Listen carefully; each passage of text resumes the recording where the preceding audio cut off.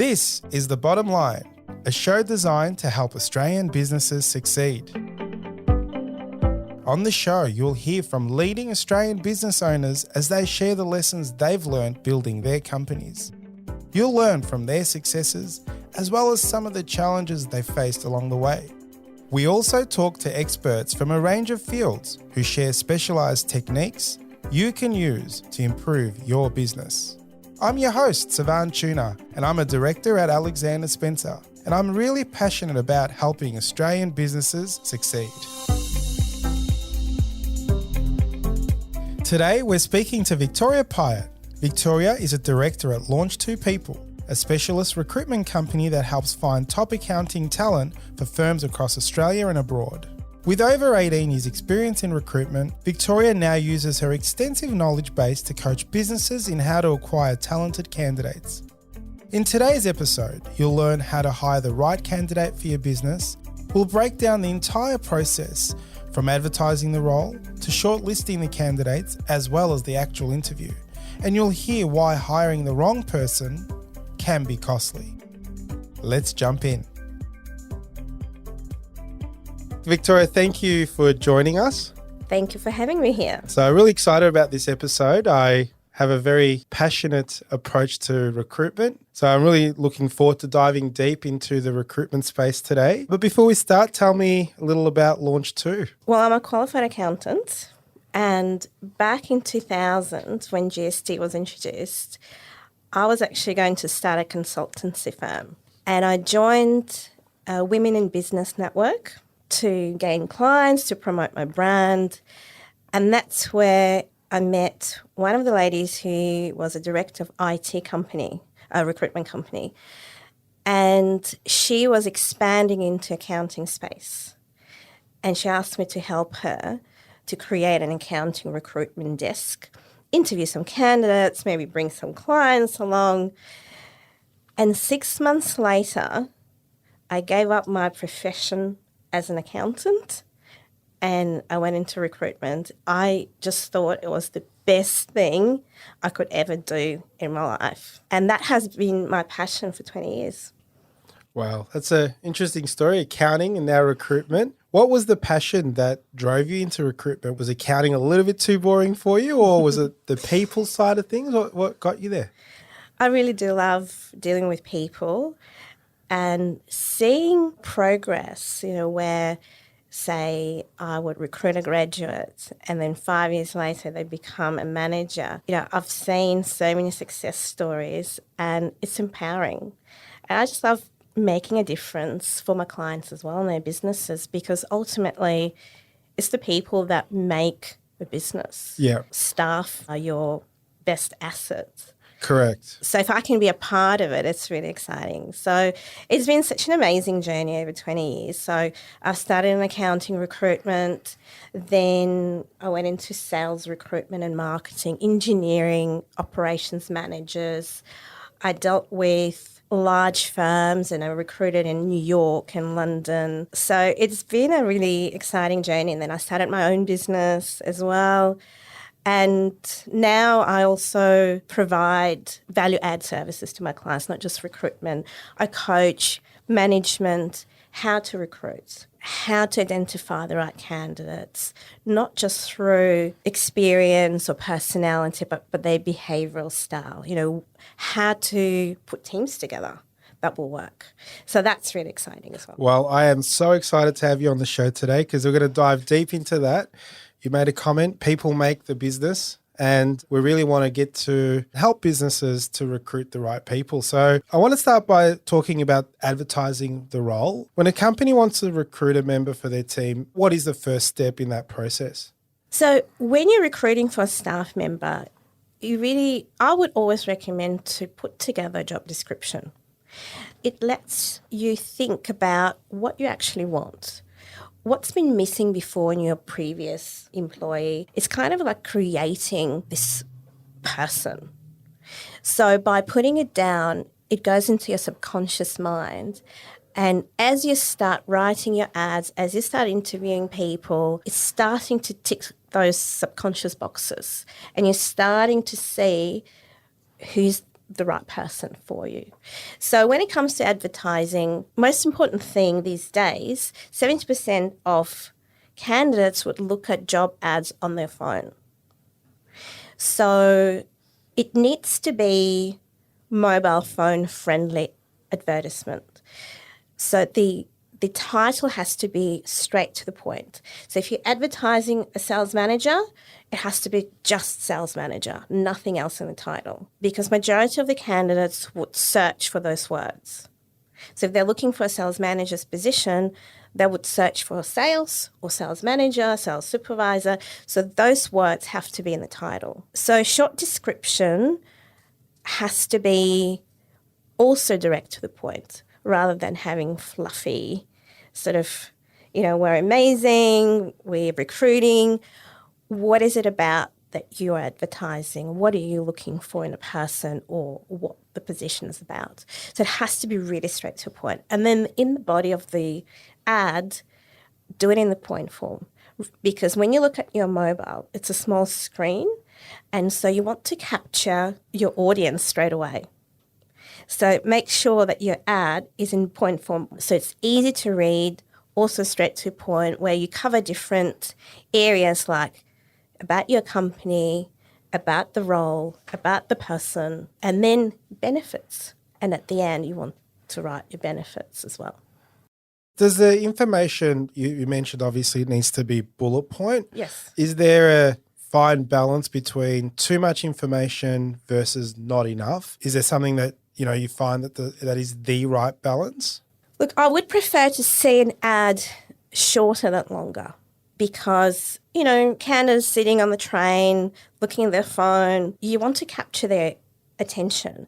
If it's too long, you might lose them and it might be boring for them because remember when I said behavioural style of candidates? Some candidates, you have to capture their attention straight away. Some candidates would prefer more information, but overall, I would recommend to keep it straight to the point. Maybe I would say, 6 solid points in each category. How do you make your advertising stand out amongst the competition? So especially some of those sales roles and some of those more broad roles where there'd be lots and lots of ads. How do you make your ad stand out amongst the competition so you do get those resumes flowing in? Okay, so number one, to think about the latest facts that Seek collected, what candidates are looking for. 3 things: work-life balance, salary, and training. Those 3 things candidates are looking for. So these are the things that you need to focus in the areas of when you're describing your company and the benefits. And it has to be exciting. So if it's a sales role, obviously you want to attract people with outgoing personalities because it's a sales role. So you want your ad to attract those type of candidates. So your ad has to be outgoing. So you have to use certain words that would connect with people that you're trying to attract. You've mentioned salary, and I've got a question around salary because, sometimes salary can be determined based on the person and the candidate that you've finally chosen on their experience and so on. But is it really important to have the salary range in the advertising? You mentioned it's important to candidates at the moment. Yes. So I've had training from Seek, from my account manager. They do a lot of research. They're a large organisation, so they invest a lot of funds into research, what candidates are looking for. So we get a lot of that information through, which obviously I provided for my clients as well. And yes, definitely it will stand out if you put a salary range plus any other benefits. So not just the salary range. So it could be, say, 80 to 90,000 plus car park, plus bonuses, plus working from home 1 day a week. This is what I put in my ads. All the benefits, that the ones that you want to stand out and the ones that you want to sell, promote, will go into that portion where you put the salary range. Fantastic. Shortlisting. So hopefully the advertising process has worked and there are lots of resumes to go through. What is your advice in going through the shortlisting process? Okay, so some roles would have hundreds of resumes coming through. So the way I sort them out. I go through resumes, and for me, a B grade candidate or C grade candidate are the ones that change their jobs every 12 months. So if I click on the resume and I see a candidate have been changing jobs every 6 to 12 months, I put them into B and C category and I move on. So that's number one. Then number two, obviously now I'm looking at resumes where candidates have been working for at least 3 years in one job, which is these days quite acceptable. Especially with the younger generation, 3 years in one job is considered to be sort of a long-term opportunity. So once you're looking at those resumes, I look at where those candidates come from, what companies, because you kind of want, you know where they would want to come from. Are they from your competitors that you would like? Are they from larger organisations that you would like? So I look at what organisations they worked for. So then I sort them out based on that. Then obviously I have a look at the experience, their education, where they come from, if that's important. But I also look at their hobbies. Hobbies is really important because if you're looking for a salesperson who, energetic, really personable, and you have hobbies like, for example, photography, cooking, knitting, something that people do on their own, most likely they're not true salespeople. If you're looking at hobbies where they're part of the team, they've been involved in interesting activities. Maybe they're volunteering for some organisations, charity. These are the type of candidates that would really attract me for a sales position or a position where I would want a candidate to liaise with my clients. So hobbies for me, it sort of tells me a little bit more about a person as well, because ultimately everyone have very similar experience.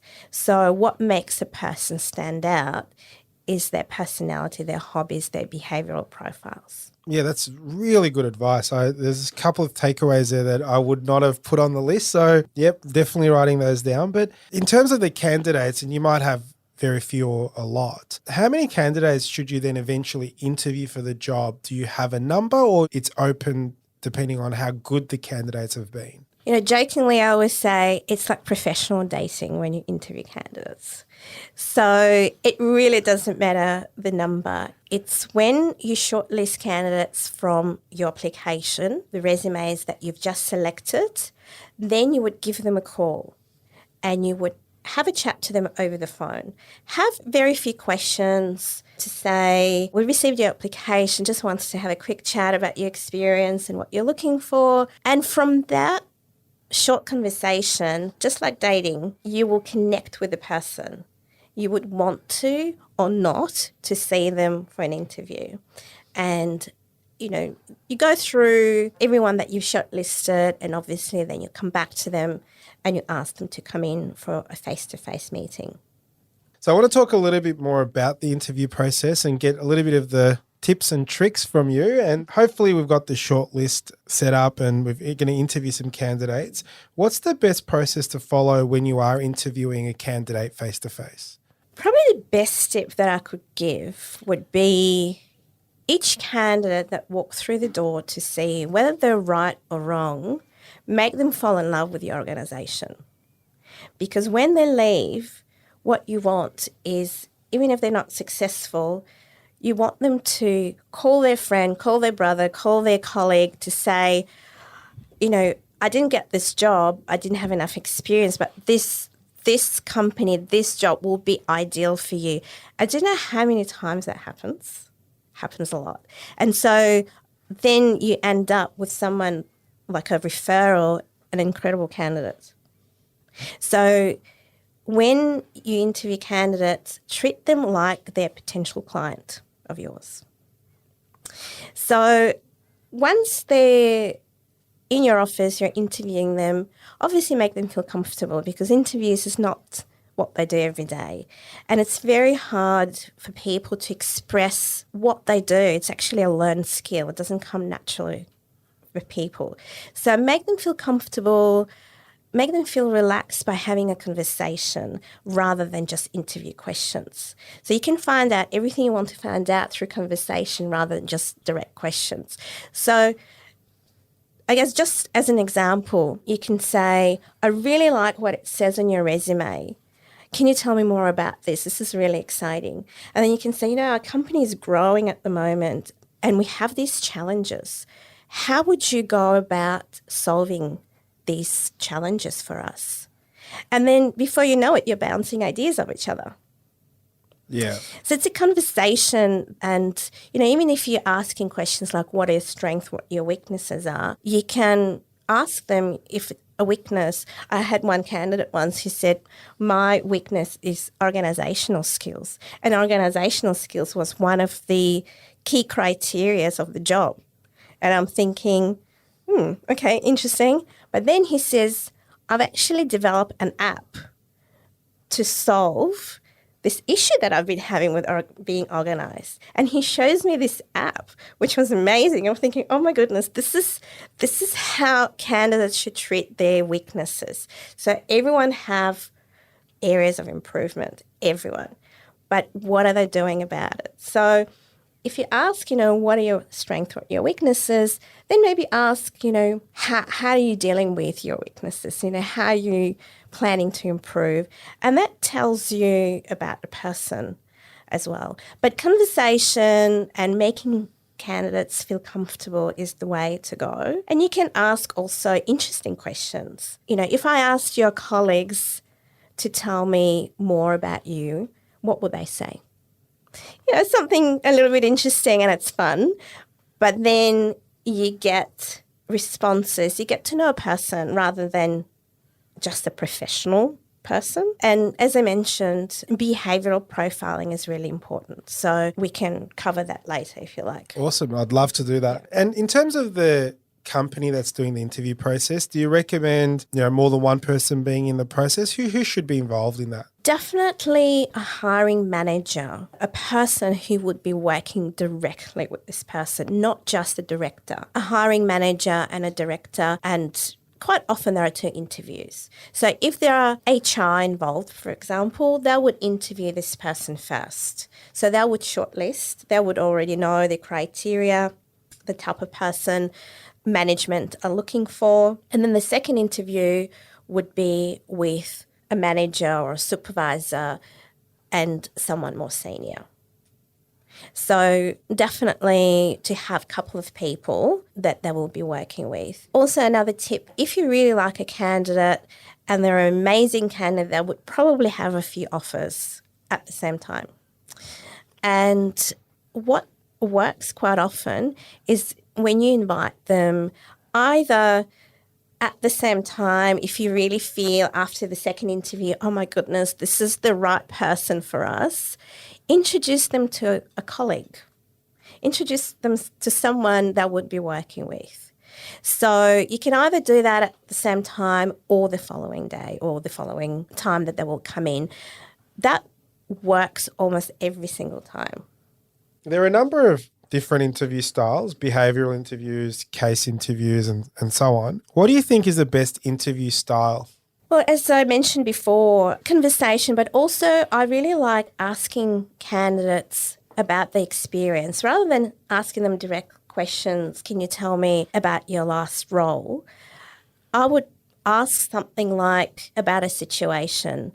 We have all sorts of clients and some of them are really difficult to deal with. Can you tell me how, in your experience, how did you deal with a difficult client and how did you solve a situation? So it's about providing a scenario which is important to you, which your company is going through, and letting the candidate talk about their experience in a similar situation.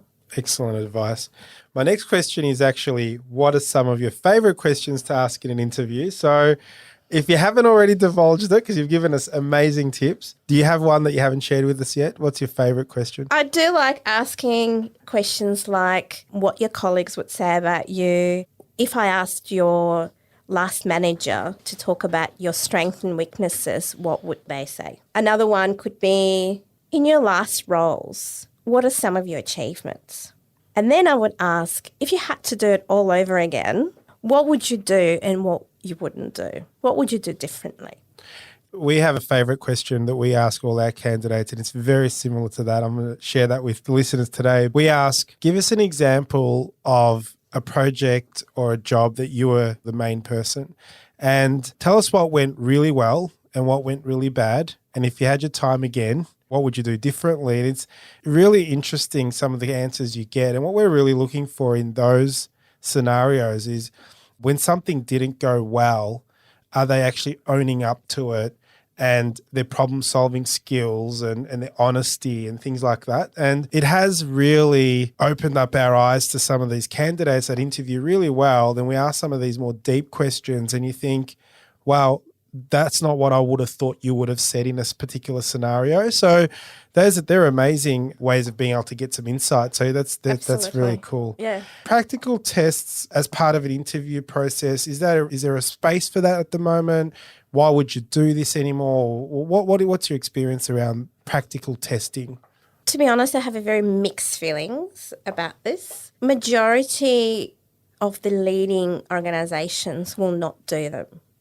You can find out through the specific questions whether that person, when it comes to accounting professionals, whether that person know the information, know through their experience what they're doing. I find that sort of tests a little bit old school, and I prefer, and that's what a lot of larger organisations, they do more case type of interviews where it's this is the situation, how would you deal with it? And if you want to ask accounting questions, you can say, look, we had a situation where we had a look at a trial balance and, some of the expenses like, car lease wasn't in the right place. Where should it go? Or I had a client who their favourite question was, I have a client who is in hospitality and a restaurant, and they get a lot of cash. So the director takes the cash and sometimes spends it on themselves. How would you put that in the general ledger? So things like that, if a candidate can answer that correctly, you know how they're thinking and you know that they are up to the level that you're looking for. So doing a practical test is not really needed if you actually ask the right questions in the right way. Fantastic. Victoria, one of the things that companies do are the type of tests that might not be practical, sort of maybe disc profiling or psychometric testing. Do you see that being a common process that's done in the interview process as part of selecting criteria? It kind of goes through waves. It's been really popular in the 90s, psychometric testing, and then they actually found that a lot of candidates that didn't do as well were really amazing employees. So it went through a stage where companies stopped doing them. And now it's kind of becoming popular again. My personal view on psychometric testing, I don't particularly like them because it really doesn't show whether this person can do the job or not. I'm more pro behavioural type of testing. So like DISC behavioural profiling, which shows, for example, whether the person can work with the existing team. So DISC has been around for, since 1940s. In 60 different countries. So it's a huge organisation that haven't done a lot of research. And what it helps with is to gauge whether this person will be suitable for your team and how to work with this person as well. So, for example, in D is driven, determined, domineering personalities. They're the drivers. They will make things happen. But D is also task-orientated rather than people-orientated. So then you have I for inspiration. They're big picture people. They're usually in marketing, advertising. They inspire people. And then they have S for stability. S's usually stay in the same job for a long time. They're very loyal, but they're also quite sensitive people. They are introverted, but they're people-orientated. And then you have Cs who are also introverted, but they're task orientated. So Cs are typically accountants, IT, programmers. They're happy just to sit there, do their job. They don't need to communicate with people. So when you're recruiting, I'll give you a quick example how a successful sales team fell apart by recruiting one wrong person. So one of my clients had an amazing sales team, highly performing team, and their best salesperson wanted a promotion. And so they really wanted to keep this person, and they've decided to give this person a promotion and promoted this person to a project management position. But what happened to this project manager, because project management is a very detailed role, usually salespeople, they're high eyes. High eyes, they're extroverted, they're inspirational, people drawn to them, they buy into everything that they're saying. They're opposite to Cs. Cs are very detailed people. They're really good project managers, and Ds as well, which are task orientated. So before you know it, this person who was an amazing salesperson, he's a project manager, became really bored and really dissatisfied with his job and left. So they actually lost this amazing person. And what they've done, instead of this salesperson, they've transferred a staff member from that project management team into a sales team because they really wanted to be there. Now, that person was a C who was quite suitable for project management work, but definitely wasn't suitable for sales role. And so what happened, that person was very detailed. They would constantly disagree with all the other salespeople, did not get along. And before you know it, this amazing sales team fell apart. So just by knowing what kind of person would suit, whether it's a promotion, whether it's a new person, whether they'll be able to do the job, will make a huge difference in the business.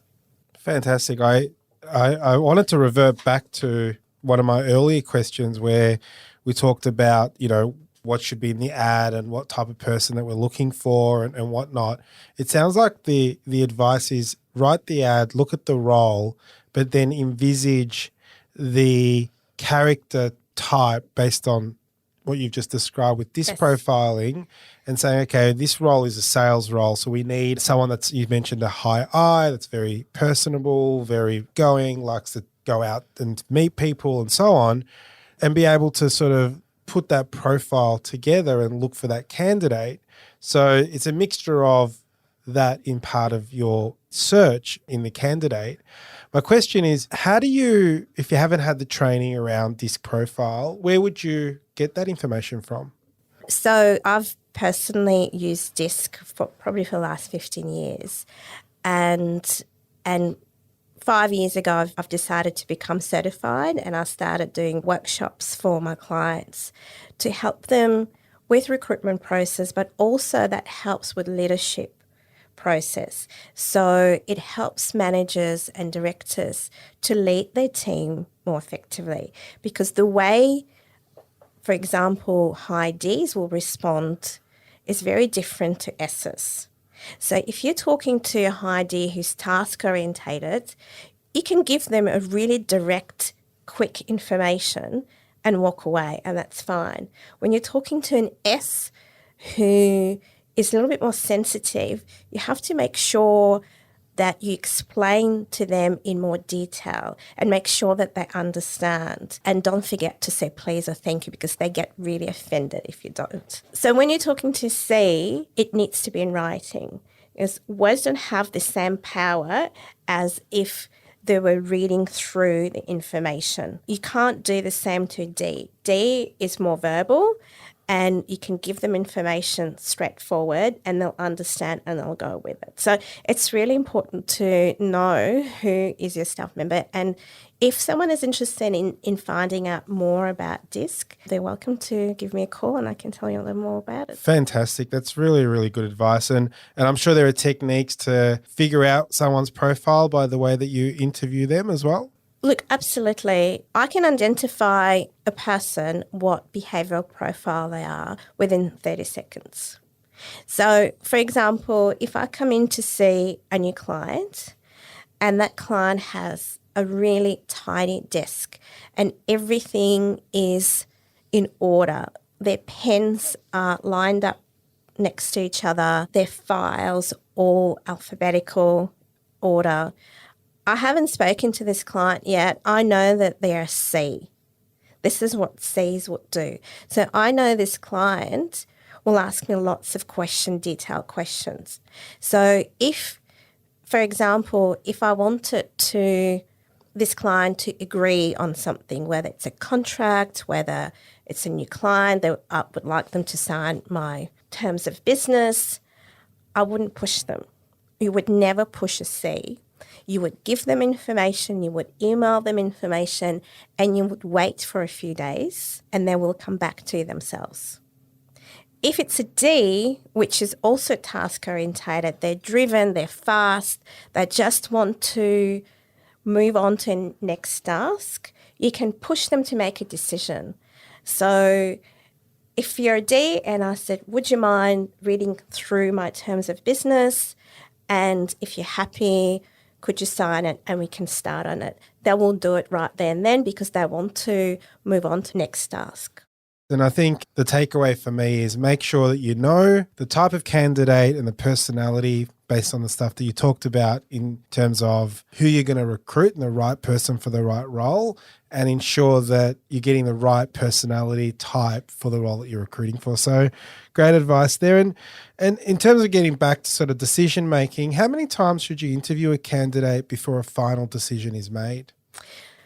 As I mentioned before, majority of organisations would interview a candidate twice, and I always recommend at least 2 interviews. I think 3 interviews is over the top unless you're meeting with staff members. But as far as interviews, twice is ideal. And the reason why it's ideal is because it gives you an opportunity to ask more questions that you haven't asked them. And after the first interview, you thought, I wouldn't mind asking them something else about this area. And it's the same for candidates. They go home and they think about the role and they will have questions to ask as well. So 2 meetings, I would say, is ideal.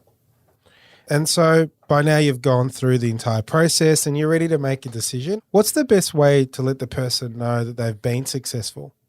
Oh, that's always exciting. That's always easy. So I would say always make it personal. So I would make a phone call, whether it's an HR person or a director. That's always quite impressive when a director rings a candidate to say, we've been so impressed with you, we would love to have you on board and be part of our team. So when the director rings, the director is more engaged and involved in the organisation. So if the candidate is not sure about whether they would accept the role, the director will sense it and they can talk about, is there anything that you're not sure about? Is there anything else that we can offer or we can talk about or I can make it clear? I find that, HR, they can do that, but to a degree. So I always recommend if you really want a candidate to accept the role, I would get either a manager or a director to call them. Yeah, that's a great way of showing that you care for your staff and this role is really important to us. So Absolutely. Great advice. And the not so fun part, what's your advice on breaking the bad news to the candidates that weren't successful? So I'm going back to one of the comments that I've made, that make sure that every candidate falls in love with the organisation and has really positive experience. So even if they haven't been successful, make sure whoever rings them makes it really positive for them. Victoria, I want to thank you so much for joining us today. It's been a really, really insightful conversation and thank you for joining me. Thank you so much for having me. My pleasure. Thank you. This is The Bottom Line, a show designed to help Australian businesses succeed. This podcast was produced by accountancy firm Alexander Spencer. At Alexander Spencer, we've been helping business owners realise their goals since 1952, and we play a pivotal role in developing, implementing, and supervising the business goals and strategies of our clients. To find out how we can help your business succeed, head to our website, alexanderspencer.com.au. To make sure you don't miss an episode of The Bottom Line, be sure to subscribe to or follow the show in your podcast app. And while you're there, leave us a 5-star review. It really helps others find the show. I'm Savan Tuna, and we'll be back next episode with more tips to help you transform your business. And that's The Bottom Line.